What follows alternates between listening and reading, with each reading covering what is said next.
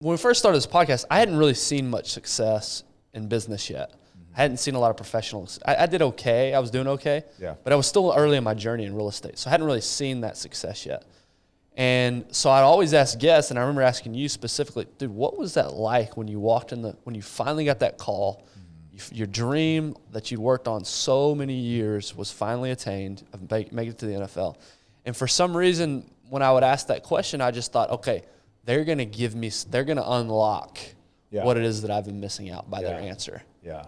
And what I've come to realize is, and correct me if I'm wrong, as great as that day felt, you woke up the next day and that feeling was gone, and now the work continued. Yeah. And the work was, and now you're on to the next pursuit. Yeah, going back to that very first game, September 11th, 2011, that very first game that I started in the NFL, first time I stepped on during a regular season game, was the most incredible day ever. But guess what? Come Wednesday practice, I'm like, ugh, practice. Yeah. I'm like, I get to do this. Right. I really do. But that high was gone. And now hopefully there's a foundation of discipline and drive that will pick up on it. But exactly right. And here's the thing though, is, and maybe I'm putting words in your mouth, but this is how I feel. I felt like there's something wrong with me. Yeah. Like I worked so hard to get here. And like myself, Tiffany, like sacrificed so much to realize this dream that I'd been chasing for 22 years. And I'm there. Why do I feel like this?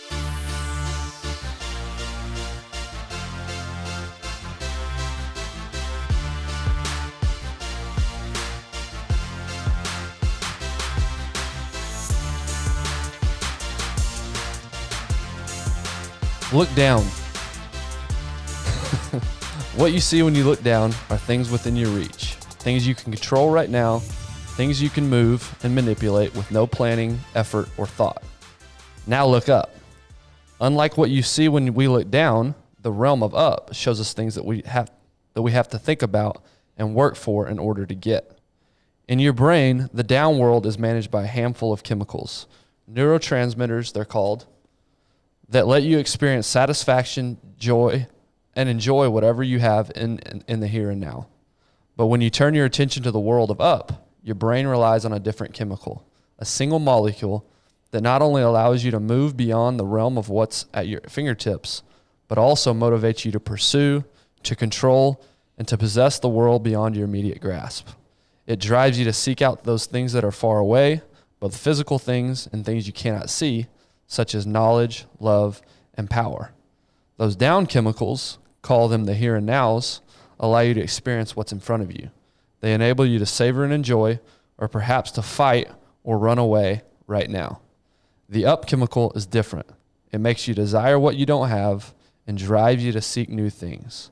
It rewards you when you obey it, and it makes you suffer when you don't.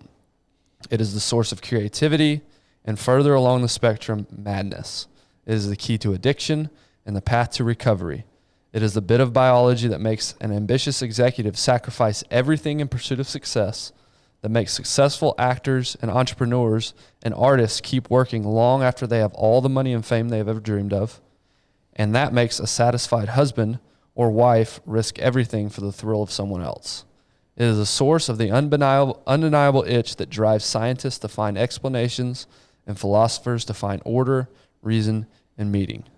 It is also why we are never happy for very long. And that is an excerpt from our new book study series, whatever you want to call it. The book's titled The Molecule of More: How a Single Chemical in Your Brain Drives Love, Sex, and Creativity and Will Determine the Fate of the Human Race.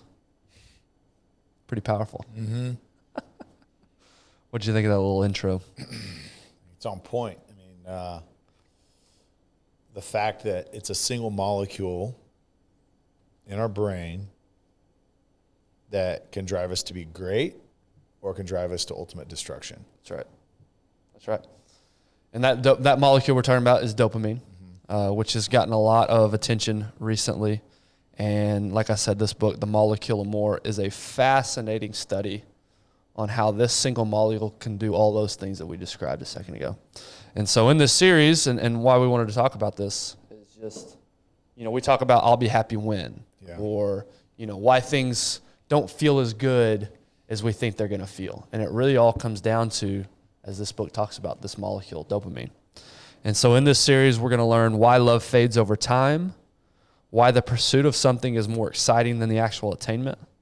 We're going to learn about the keys to long-lasting love, why some people are more driven to achieve than others, where dreams come from, why conservatives are more likely to donate to charity than liberals, why giving feels so good, why politicians are so out of touch with everyday citizens, why people with high levels of dopamine don't get along with others, why dopamine will destroy the human race, how to find quote-unquote balance and master any task, and why ultimately your future is up to you.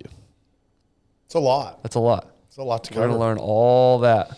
Not today, but all of that in this series. And so today, part 1, we're going to talk about love and desire and that I'll be happy when mentality. So the first segment is why love fades. And so from the book, it says, dopamine activity is not a marker of pleasure. It is a reaction to the unexpected, to possibility and anticipation. As human beings, we get a dopamine rush from similar promising surprises. The arrival of a sweet note from your lover, an email message from a friend you haven't seen in years, or if you're looking for romance, meeting a fascinating new partner at a sticky table in the same old bar. But when these things become regular events, their novelty fades, and so does the dopamine rush. And a sweeter note or a longer email or a better table won't bring that back. Why does love fade? Our brains are programmed to crave the unexpected and thus to look to the future, where every exciting possibility begins. But when anything, including love, becomes familiar, that excitement slips away, and new things draw our attention. The scientists who study this phenomenon name the buzz we get from novelty reward prediction error. We constantly make predictions about what's coming next, from what time we can leave for work, to how much money we expect to find when we check our balance at the ATM. When what happens is better than what we expect, it is literally an error in our forecast of the future. It's not the extra time or the extra money themselves. It's the experience. It's the thrill of unexpected good news. I thought that was fascinating. Yeah. Because I always, and we've talked about it before, but I always think of when I make this certain amount of money, when my salary is, not that we will work on salary, but when my income is this, everything's going to be good. Mm-hmm. I'm going to be happy. Mm-hmm.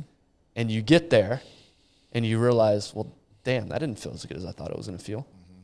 And that's because this dopamine chemical, this thing that drives you forward, it's not meant for pleasure. It's not meant to keep you stagnant. It's meant to keep you driving. That's how you survive. That's how you keep attaining things, is through this chemical dopamine that keeps you pushing forward. What you got for that? No, I mean, I understand the necessity. I understand the design. I just think about how guilty I am of this, and how much I'm always searching for it. I'm always looking for it. Like some small little deal is like if I have like the Experian app, right? Like I have checking your credit score, understanding where it is, right? That's kind of your like grade on like finances, like how well you're taking care of things, or you're responsible, stuff like that. And it's like every time I get like my score goes up, there's that boost. It's like, oh, nice. Yeah. And then it's like you're thinking like, all right, cool, this is great. But then literally a week later, you go back and your score hasn't moved, and you're like, ugh. Yeah. But it's like a week ago, this was great because I'm even stronger financially in my Right. But it's funny, but I get it too, because it's like, okay, well, yeah, like high 700s it's not good enough. Right. It's got to be higher. Right. It's got to be this. Yeah. You know what I mean? It's like you want to continually improve. But again, I think as we're going to talk about it, is it's when you're chasing these quick fixes, and I put likes, talking about a longer letter, right? Mm-hmm. Okay, how often you get that? But it's when you get onto your social media and you have an unexpected amount of likes or comments on a post that you have. Yeah. Boom. Yeah. That dopamine hit. Yeah. And then you're like, all right, how can I get more of that? Yeah. Exactly. How can I get more of that? Exactly. That's why porn's so addicting. Yes. Right? How can I get more of that feeling? Yes. That's why drugs are so the addicting. Unexpected. It's right. this. I mean, exactly. Yeah. Yeah. And it's a little bit of a relief to know that there's a chemical reason that we're never satisfied. Yeah. I think before, now, yeah, doing this podcast has helped me learn a lot of this stuff, but Yeah. actually truly reading this book has obviously helped me learn this stuff. But I remember asking you specifically, and I used to ask guests this all the time when we first started, before I kind of had this realization, because I always thought when we first started this podcast, I hadn't really seen much success in business yet. I hadn't seen a lot of professionals. I did okay. I was doing okay. Yeah. But I was still early in my journey in real estate. So I hadn't really seen that success yet. And so I'd always ask guests, and I remember asking you specifically, dude, what was that like when you when you finally got that call, your dream that you'd worked on so many years was finally attained, of make it to the NFL. And for some reason, when I would ask that question, I just thought, okay, they're going to unlock what it is that I've been missing out by their answer. Yeah. And what I've come to realize is, and correct me if I'm wrong, as great as that day felt, you woke up the next day and that feeling was gone, and now the work continued. Yeah. And the work was, and now you're on to the next pursuit. Yeah, going back to that very first game, September 11th, 2011, that very first game that I started in the NFL, first time I stepped on during a regular season game, was the most incredible day ever. But guess what? Come Wednesday practice, I'm like, ugh, practice. Yeah. I'm like, I get to do this. Right. I really do. But that high was gone. And now hopefully there's a foundation of discipline and drive that will pick up on it. But exactly right. And here's the thing though, is, and maybe I'm putting words in your mouth, but this is how I feel. I felt like there's something wrong with me. Yeah. Like I worked so hard to get here. And like myself, Tiffany, like sacrificed so much to realize this dream that I'd been chasing for 22 years. And I'm there. Why do I feel like this? Yeah. Like, why is it not the most important thing ever? Like I would feel like I'm broken. Yeah. Or like even real estate. It's like, all right, I just closed a really big deal and this is going to be awesome. Like this is going to like change the year for my family. And then it's like, okay, it's really cool. But then there's just 30 days until the actual payment comes. And then it's like, by the time it's there, you're like, on to the next. Yeah. Care less. On to the next. Yeah. Yeah. For me, that pursuit of getting that deal closed or that pursuit of reaching your NFL dream, that was super exciting, right? Yeah. You always had that future unattained goal out there that kept you driving forward. And that was exciting. That was fun to pursue that. And then when you finally catch it, it's like, I played this up for 6 years in my head and it did not do. So I'm exactly like you. Early on, I was like, is there something wrong with me? Yeah. Why can't I enjoy things? Am I ever going to be happy? Yeah. Why can't I enjoy things? Yeah. And that's the point of this, what this book is talking about, is you're actually chemically designed to be like that. Yeah. Because if you weren't, then, and all you ever did was enjoy what you had, which again, you want to find a balance, which we're going to talk about at the end of this book. But if that's all, you'd just be sedentary. You wouldn't be moving. You would never be pushing forward. Yeah. So this chemical is a great chemical for keeping us driving forward. Yeah. The problem is some of us have more of it than others, and it keeps us in a constant state of pursuit, in a constant state of longing. And so you got to figure out a way, if that is you, to that you do want to appreciate those things. You realize they're not going to feel as good as maybe you think, but that doesn't mean it takes all joy out of it. And so how do you figure out that balance there? And so we talked about a second ago, the pursuit is more exciting. From the book, it says, the brain manages the external world by dividing it into two separate regions, the parapersonal and the extrapersonal, basically near and far. Parapersonal space includes whatever is in arm's reach, things you can control right now by using your hands. This is the world of what's real right now. Extrapersonal space refers to everything else, whatever you can't touch unless you move beyond your arm's reach, whether it's 3 feet or 3 million miles away.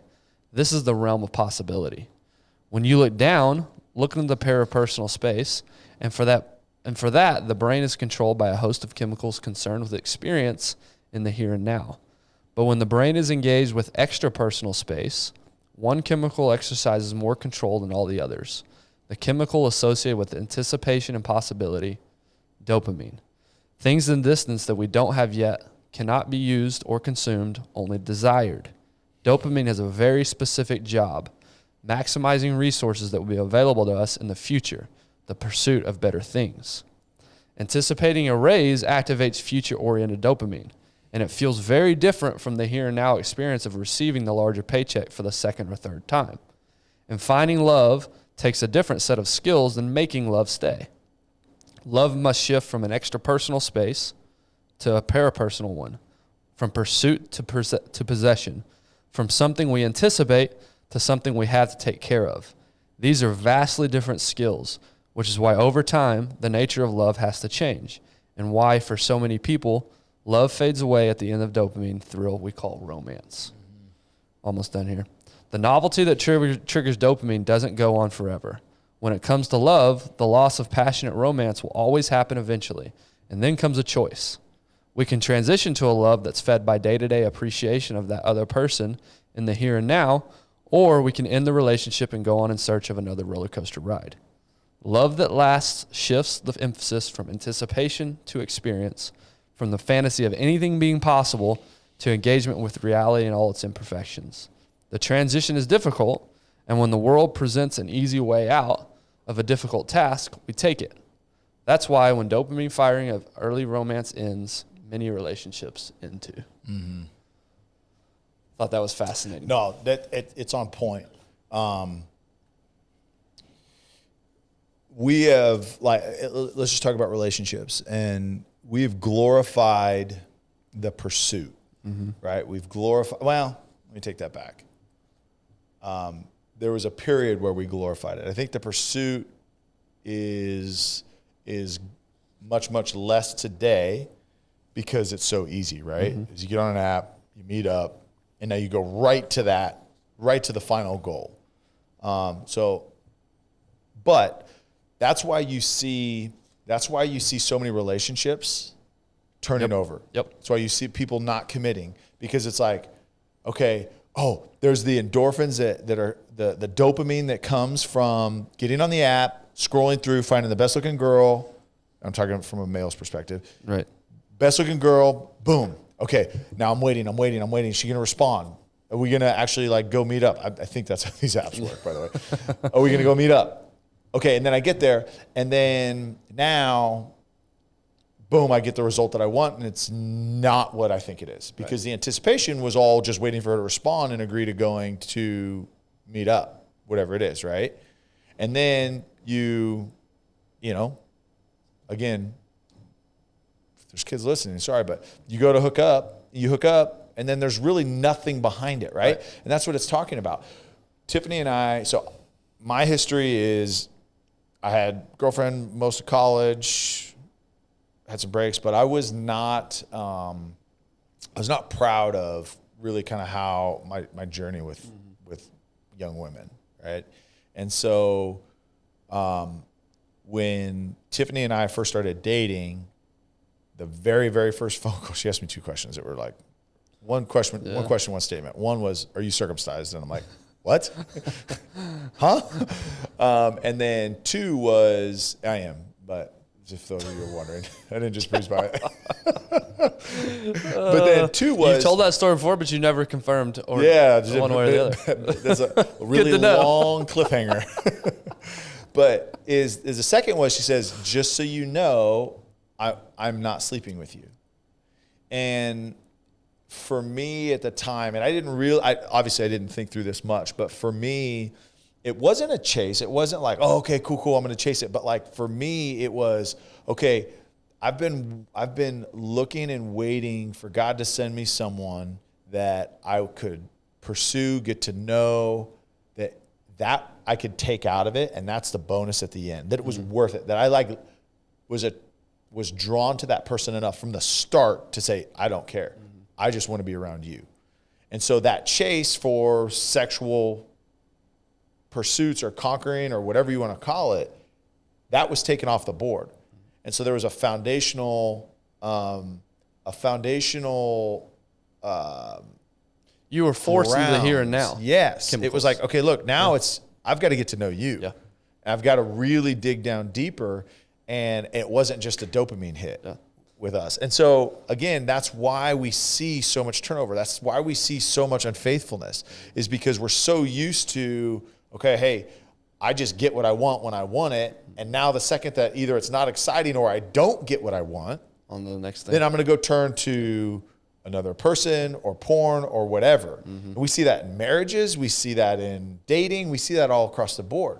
And so the problem with that is you talked about in the intro, it will lead to our demise because we are destroying relationships. We're destroying what they were created to do.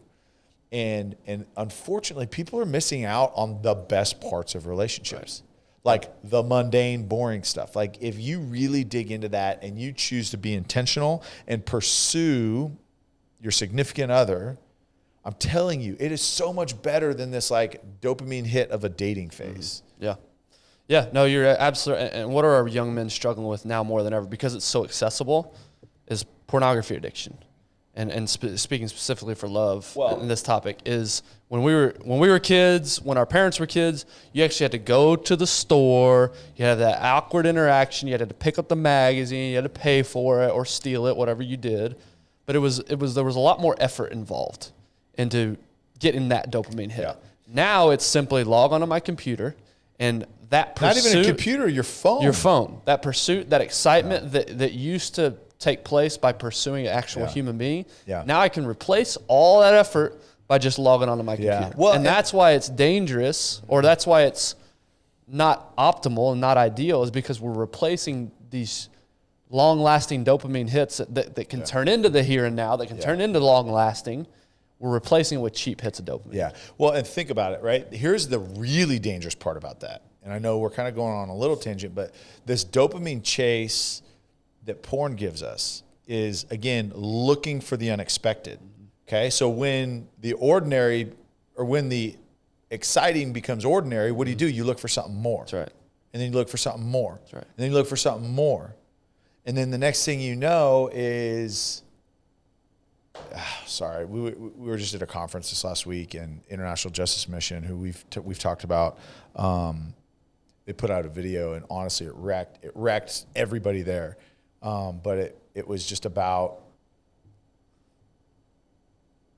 young boys and girls, like we're talking like 8 to 12 years old, that are being exploited in Thailand, whether it's on the web or it's on, physically, men are going to, sorry, and this is super dark, but to go rape these kids, right? Mm-hmm.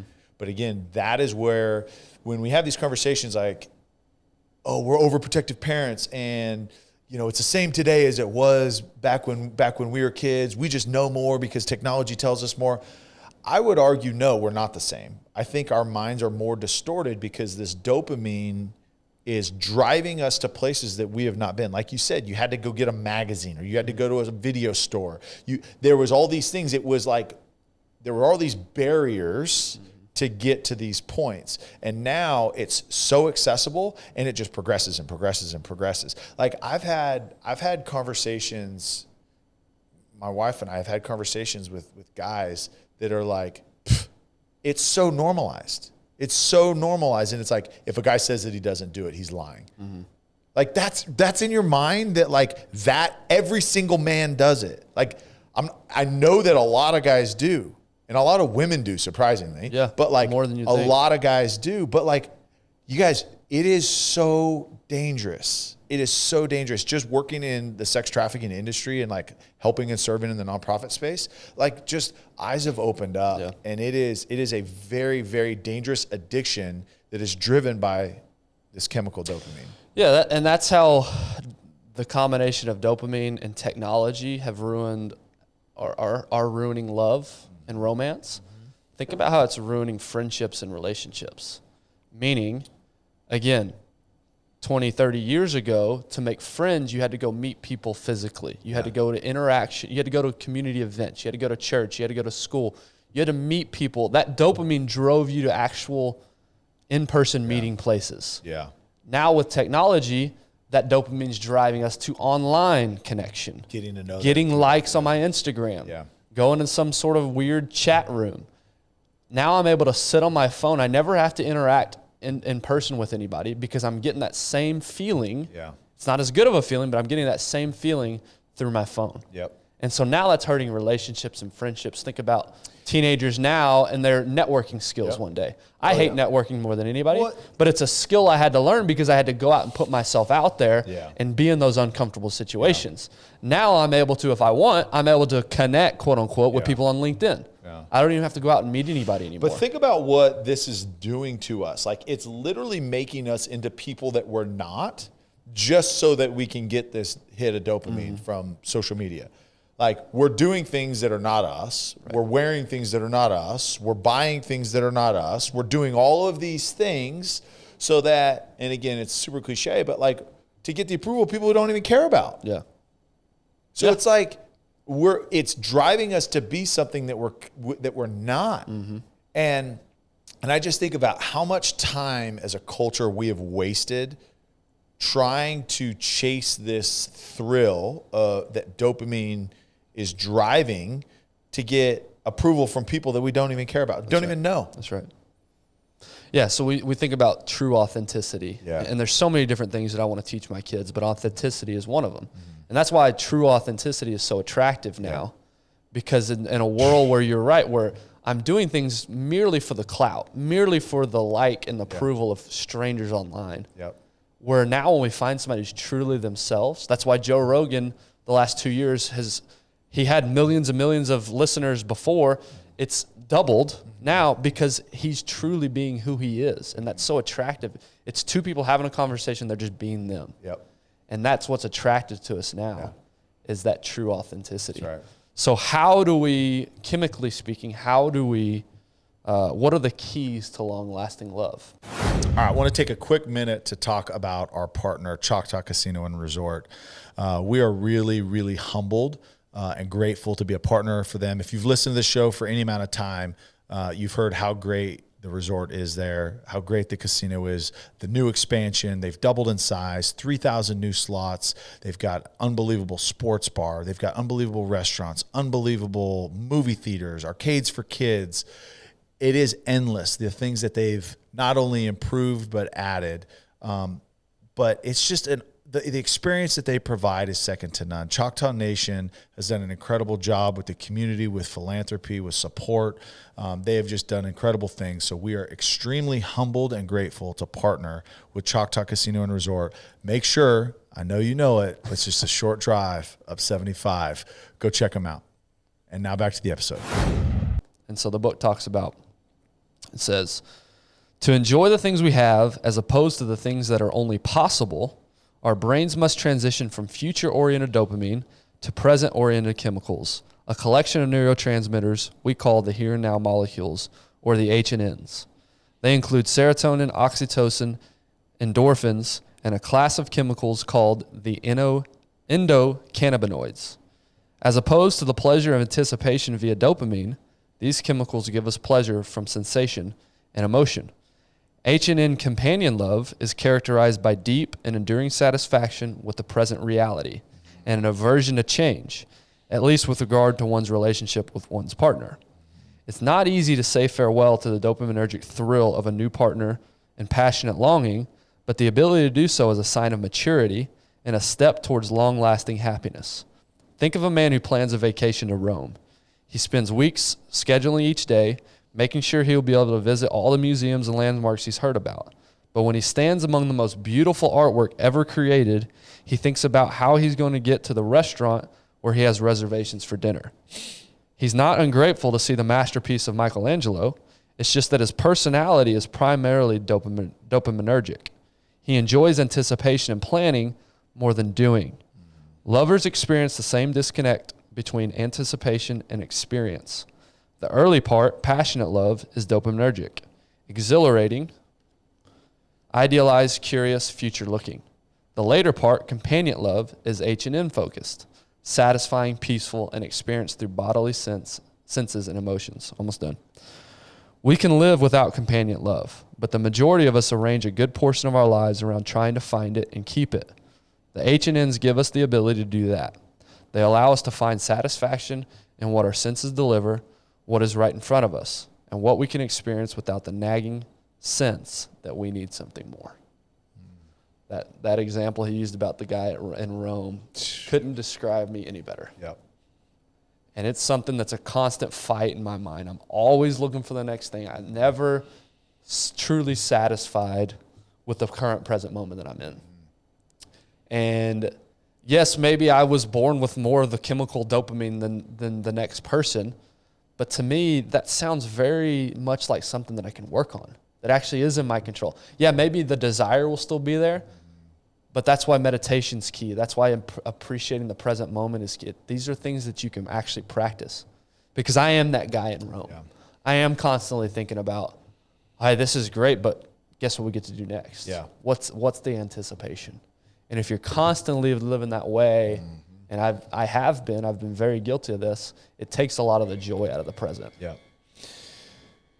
Yeah. I mean, that's me too.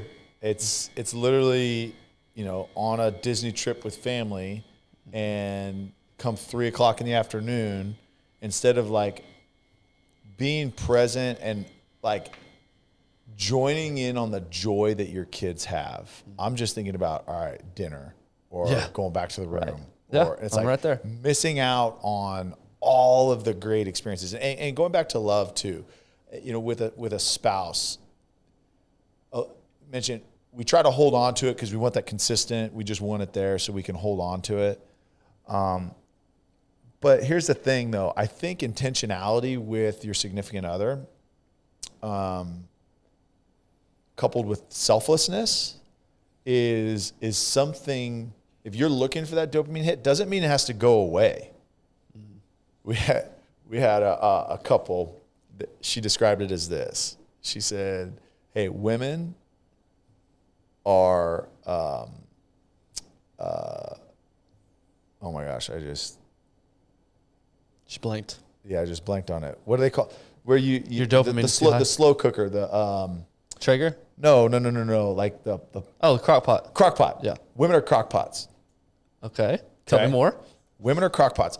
It takes constant slow cooking all day long. Like, they're not microwaves. Men are microwaves. You tell them, hit that at 30 seconds, they're ready to go. They're ready to go. But like women, it literally is, they're a crock pot. It's all day, constantly stirring it, checking the temperature, making sure that it's ready to go. So it's like, so practically that looks like, hey, sending a text to your wife and saying, hey, miss you today. Or, hey, appreciate what you do. Or, hey, can I get something on the way home? It's little comments all day long that women, they're just wired differently than guys are. And so, and it was, I'm like, never thought about that. And literally you put that into practice, and honestly, the end of the day, it's not that mundane, like, oh, every day, all right, babe, kids are asleep. It's like, it's exciting. It gets the emotions going. And that's, to me, if you're intentional and you pursue your significant other, dates, creative dates, doing things that take a little bit of effort. But look, you can create these scenarios of excitement that are different. Right. Not going to the same restaurant every single week. Not talking about kids every time you go to dinner. Like, all of these things that you can be intentional about, you can create these really exciting scenarios 15, 20, 30 years into your marriage. Yep.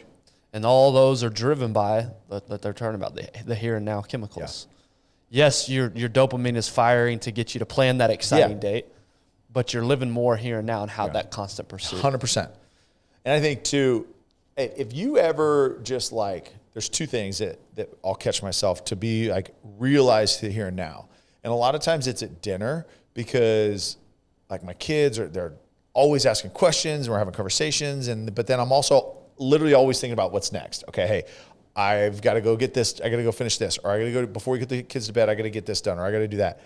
But if I'll just stop and I watch, and I'd like literally look at, instead of thinking about something else, my head somewhere else, I'll literally physically look at my kid's face. Like, whether it's Sia or Rocco or Luca or Gia, I'll just literally, and like when you notice and you watch them speak, like it just pulls you into that present moment. And it's like, I'm literally amazed. And I can't help but smile. Yeah. I literally can't help but like, Oh my gosh. And it pulls me into that conversation. It takes me out of it. But like, okay, focus on like the little things. Like focus on their mouth when they're talking. Look at their nose. Try to say, okay, hey, do they have my nose? Do they have my wife's nose? I mean, all these things that like you're looking at it and noticing. And the other thing too is like you actually are recognizing like changes and the growth and all that stuff in them. And then the other is with your spouse. Same thing. When's the last time you really looked in the eyes of your spouse? Yeah, ashamedly, it's been a while. Yeah, but that for me, it pulls me into that presence. And that's like, mindfulness, right? That takes effort. Yeah. You're exactly right that takes conscious effort to say, I'm just going to look. Yeah. And I find myself doing that with my 2-year-old. Yeah. He's just so funny. He's the funniest little 2-year-old. Yeah. And I love, and you're right, like you can't help but smile just looking at them and actually noticing them. Yes. Not just answering the question they've asked a million times, but actually noticing. And the mannerisms, and we've talked about this too, is like when you watch them speak, you hear a lot more than what they just say. Yes. Right? And I look at like... I love seeing their little brains think and like Sia, my youngest, she is the funniest. Because literally like she has so much attitude, but like she thinks and she like, when she's really thinking about something, she'll like look up, like she'll turn her head to the side and she'll like look up. And I'm like, oh, she's about to come up with something good. And it's always off the wall. Yeah, we've said this before. She's going to be, you're going to have to lock her in her room from the age of 8 to 48. Yeah, holy smokes. So, anyways. So that was love. Next, he talks about, or the book talks about desire. So, you know, they're cousins of each other, right? At some point, everyone asks the question, why? Why do I do the things that I do? Why do I make the choices that I make? The philosopher Aristotle played the same game, but with a more serious purpose. He looked at all things we do for the sake of something else and wondered if there was an end to it all. Is there anything we seek for itself only, not because it leads to something else? Aristotle decided there was. He decided there was a single thing that lay at the end of every string of whys, and its name was happiness. Everything we do, ultimately, is for the sake of happiness. It's hard to argue with this conclusion. Happiness is the pole star that guides our journey through life. When faced with a range of options, we choose the one that leads to the most happiness. Except we don't. Our brains aren't wired that way. Only once in a while do we sit down to consider our options rationally, weighing one against the other. Such an exercise is tiring work, and the outcome is rarely satisfying. We seldom reach the point at which we can say with certainty that we made the right decision. It's much easier just to do what we want, so that's what we do. The next question, of course, becomes, well then, what do we want? The answer depends on whom you ask. Wanting, or desire, flows from an evolutionary old part of our brain deep inside the skull called the ventral tegmental area. It is rich in dopamine. In fact, it is one of the 2 main dopamine-producing regions. Like most brain cells, the cells that grow there have long tails that wind through the brain until they reach a place called the nucleus accumbens. When these long-tailed cells are activated, they release dopamine into the nucleus accumbens, driving the feeling we know as motivation. The scientific term for this circuit is the mesolimbic pathway, although it's easier to simply call it the dopamine desire circuit. Almost done. This dopamine circuit evolved to promote behaviors that lead to survival and reproduction. It's the desire circuit that's activated when you see the plate of donuts on the table, and it's activated not by need, but by the presence of something attractive from the evolutionary or life-sustaining standpoint. That's the nature of dopamine. It's always focused on acquiring more of everything with an eye towards providing for the future. The sensation of wanting is not a choice you make. It is a reaction to the things you encounter. Dude, I'm like rereading this and my mind's just but I mean, blown that here. last line. Yeah. The sensation of wanting is not a choice you make. It is a reaction to the things you encounter. So that is key. Is if you can recognize wanting is not necessarily a choice, it's a result of the experiences that you're going through. Well, think about the things you feel bad for wanting. Yeah. Like it just pops in your head that the like desire. You literally talked about donuts. Now I'm like, right. Donuts. Right. And so you think that's a bad thing, the desire. It's not the bad thing that's the desire. It's the actions you take upon that desire. And I just think the mentality of like, look, it's not a choice. Like I'm not choosing to want donuts. Mm-hmm. It's easier to recognize and say, okay, now I can control that want. Right. right? Like, is that something that I truly want? Because do I want it right now? Yeah, for sure. They taste delicious. Yeah. They're glorious. Yeah. And God made them for us to enjoy. But I think that's what in the Bible, manna from heaven. I think it was Krispy Kreme donuts. I think pretty sure it is. Yeah, a little light glaze over it. Yeah, for sure. Like usually at like 100, 105 degrees. Yeah, for sure. For sure. Flaming hot donuts. Anyways, but is it really what I want, like long term, right? Mm-hmm. Is that my desire? Is my desire to continue to load up on donuts, and then dopamine says it is. Dopamine says it is. That's exactly right. Right. Or look, my long-term mundane goal of being healthy, being able to function into my 50s, because I've been cognizant of my nutrition, of my fitness, and all of the mental health, all that. The donuts get me there. I mean, 1, 2, 3 times a week. I'm just kidding. No, I mean, It's fine. I mean, it's whatever. Like, yes, enjoy those things. I'm not saying that you can't and you're a bad person if you do, but if that becomes your consistent, like if you're succumbing to that want consistently, that is going to take you further and further away from what you truly desire. And that's the shift, right? From dopamine to the here and now. Yep. The here and now says, hey, this isn't a healthy choice long term. Yeah. This isn't going to feed me or fuel me for my long-term Yeah. desires and goals.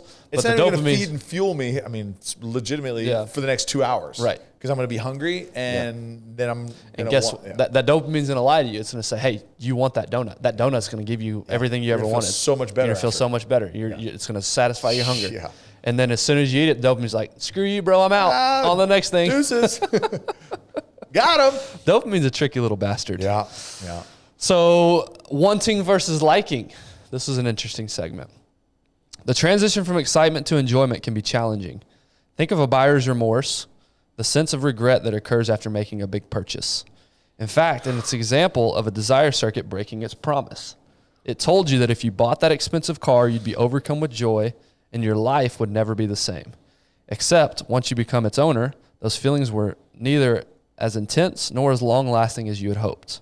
The desire circuit often breaks its promises, which is bound to happen because it plays no role in generating feelings of satisfaction. It is in no position to make dreams come true. The desire circuit is, so to speak, just a salesman. In no case, though, is there any guarantee that the things we so desperately want will be the things that we will enjoy having. Wanting and liking are produced by 2 different systems in the brain, so we often don't like the things that we want. Yeah. Crazy. And I'm telling you, every segment I'm like, holy smokes, that was crazy. I mean, that's me every time I go to like Cabela's. It's like, I for sure want this. Like I need it. I absolutely have to have this gun cleaning kit. I've already got 2 of them there at the house. Oh, but this one. But it's like every time. And the other thing is, how do you, and maybe I'll let you read a little bit more, but like, how do you dictate and make the decisions on, say, purchases like a vehicle or something like that? Because I'm the same. I am more in the here and now when it comes to like big purchases than I am small. I'll do a bunch of small little purchases giving into this, but like the big ones, like I could drive my truck. I've got, my truck's 5 or 6 years old, and I could drive this thing until it dies. Because I don't know. I recognize that there would be a big cost. I mean, yes or no, but like it's a big cost. It's like I just don't need it. Yeah, thankfully for you, the here and now system dominates when it comes to car purchases as opposed to your dopamine. I'm the same way. Yeah. Like I drive an older, 2014 car, and I'm sitting here thinking, I'm going to ride this thing till the wheels fall off. Yeah. Because for whatever reason, my personality, my dopamine isn't strong in that scenario. Yeah. But there's other things where it is. Yeah. And that's why these little petty purchases and these material things don't last, because it's your dopamine lying to you saying you're going to really enjoy this purchase and it's going to totally change your life, and then you realize it really doesn't. Yeah. And so that's why, and the Bible talks about this, material possessions, they're not satisfying ultimately. Yeah. Because you're just on to the next purchase. Yep. And so it's finding that balance of your here and now versus your dopamine. What's a more, thankfully for you and I, because that could be a very expensive habit of if I was constantly seeking the next thing, I'm having to buy a $75,000 car to make me think that I'm happy. Yeah. And then I buy that car and I'm like, well, after a week, I'm like, yeah, this was fun, but what's next? Still gets me to and fro, just like the last car. And that's a maturity, and the book talks about that. That's something that also comes with time. If I was 21 and I was making the same amount of money, I would probably pursue those things. Yeah. Now, again, personalities are different. Everybody's a little bit. Some of us are more drawn to that. Yeah. But that's the point, is that dopamine hit is going to lie to you. It's going to tell you you're going to be satisfied, but you're not going to be. Yeah. So listen to the here and nows is really, truly where you can find that, as it says, happiness. That's right. And then we'll wrap up today's section, or this section, dopamine versus dopamine. You versus you. Little friendly fire, if you will. And it says, it's natural to confuse wanting and liking. It seems obvious that we would want the things that we will like having. That's how it would work if we were rational creatures. And despite all evidence to the contrary, we persist in thinking that we are rational creatures. But we're not. Frequently, we want things that we don't like. Our desire can lead us towards things that may destroy our lives, such as drugs, gambling, and out-of-control behaviors. The dopamine desire circuit is powerful. It focuses attention, motivates, and thrills. It has a profound influence over the choices we make. Yet it isn't all powerful. Addicts get clean. Dieters lose weight. Sometimes we switch off the TV, get off the couch, and go for a run. What kind of circuit in the brain is powerful enough to oppose dopamine? Dopamine is. Dopamine opposing dopamine. The circuit that opposes the desire circuit might be called the dopamine control circuit. So instead of dopamine desire circuit, now we're talking about the dopamine control circuit. You may recall that in many situations, future-focused dopamine opposes the activity of the H&N circuits and vice versa. If you're thinking about where to go for dinner, you're probably not appreciating the taste, smell, and texture of the sandwich you're eating for lunch. But there's also opposition within the future-oriented dopamine system itself. Why would the brain develop circuits that work against each other? Wouldn't it make more sense to have everyone pulling together, so to speak? In fact, no. Not surprisingly, the dopamine control circuit involves the frontal lobes, the part of the brain that is sometimes called the neocortex because it evolved most recently. It's what makes human beings unique. It gives us the imagination to project ourselves further into the future than the desire circuit can take us, so we can make long-term plans. It's also the part that allows us to maximize resources in that future by creating new tools and using abstract concepts that rise above the here and now experiences of the senses, like language, mathematics, and science. It's intensely rational. It doesn't feel because emotion is an H&N phenomenon. There you go. So dopamine versus dopamine. So it's ironic that the actual thing that counters the pursuit is actually the control dopamine. So anyway, I thought that was a fascinating, a fascinating book. So discipline, so discipline is that control dopamine. Right. Yeah. Like the desire to have control manifests as discipline. Right. So what gets you more excited? Progress. And I think that's something that you have to learn too. You've got to coach yourself because, early in my career, it was, okay, the harder you work, right? I'm going to sacrifice a lot of stuff, and I'm not going to succumb to any of that. Like Tiff always says, like for years after we met, until I fell off the wagon, it was like we're at a restaurant and I'm getting chicken and broccoli, and I'm like really, because to me, being in control of the scenario and situation, that gave me a better high than it did. That dopamine of how you're going to feel in the future by making these good decisions was stronger than that dopamine in the moment of, I want French fries. And I'm going to get French fries and steak. Dessert. Yeah. Right. Well, big fat steak's fine. Well, yeah. Don't talk bad about big fat steaks. But yeah, and that's what we've got to do. Again, it's mindfulness, and we've talked about it a lot. It's effort, it's mindfulness, mindfulness, and just recognizing, okay, hey, what is this? This want that I feel. First of all, don't beat yourself up and feel guilty for wanting it. Two is, all right, is this the control side or the desire side or the want side? what is it? Because like you need to recognize that. Same thing, relationships. Is this really what I want? Do I want it now or do I want it long term? Right? Think about, don't trade what you want most at the moment for what you want most. Yeah. Sorry. Yeah. Don't trade what you want most for what you want most at the moment. Yeah. So it's like, Well, this is why cheating is such a big deal. Right? Yes. That dopamine fires, Give that into excitement. that first one. Yes. You give into that new relationship Yes. or new encounter, and you forget about what you're saying. You forget about what you really want most is that long-lasting desire. I want my spouse and I to be at our child's wedding together. Like, do you want that?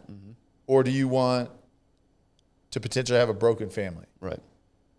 I mean, and again, recognizing that, being mindful of it, it takes practice. It takes training. Start small. Start with diet. Start with exercise. Start with some things. Again, you talk about it like fitness is a microcosm of life. It's right? a gateway drug. It's not where I was going, but yeah, sure. No, sorry. But again, it's what you want most. Like, for example, I really, really wanted a dog. Like I really, and I still kind of do.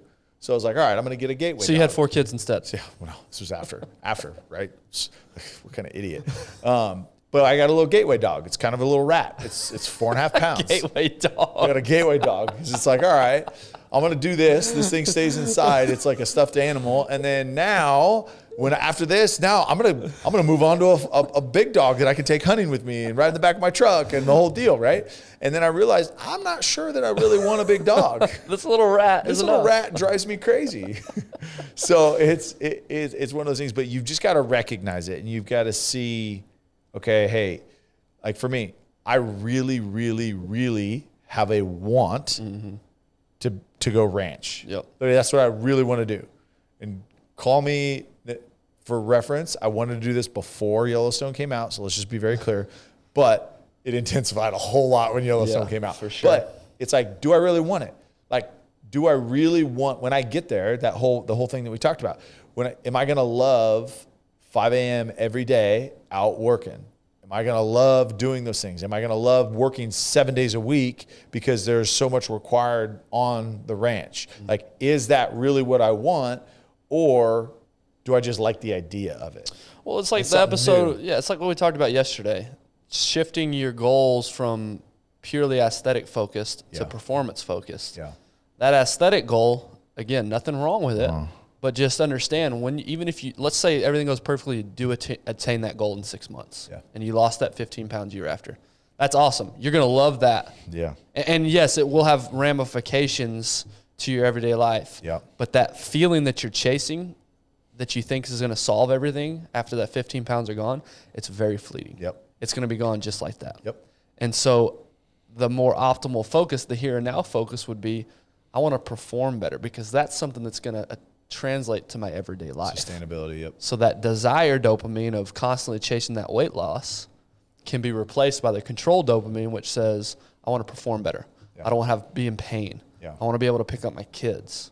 That is going to sustain you longer than that quick hit of how good it's going to feel. Now, what I bet's going to happen is if you're shooting for performance and you're shooting for a pain-free life, you're going to lose that weight. Yeah. Because part of losing that weight or part of getting to the place of being pain-free and moving well is you got to get some weight off your body. Yeah. That's going to be part of the equation. Same kind of deal. If you want better sex in your marriage, have a better marriage. I like Focus on your marriage. Yeah. Tell me more. I can get on board with this. Then go for a better relationship with your spouse. But I guarantee you better sex is going to be a part of it. That's right. So I think my big takeaway is I've lived a lot of my life in the dopaminergic state of pursuit. And there's nothing, and I'm happy that I am that way. There's certain parts of that I really appreciate, and then I'm glad that I'm constantly driving, I'm driven, and I get obsessed. But too many times in my life, I haven't focused on the here and now. Yeah. And it's a constant thing of how can I get to the next level? And so what I loved about this book and I love about this series is that's what we're learning here is how do you balance the two? Yeah.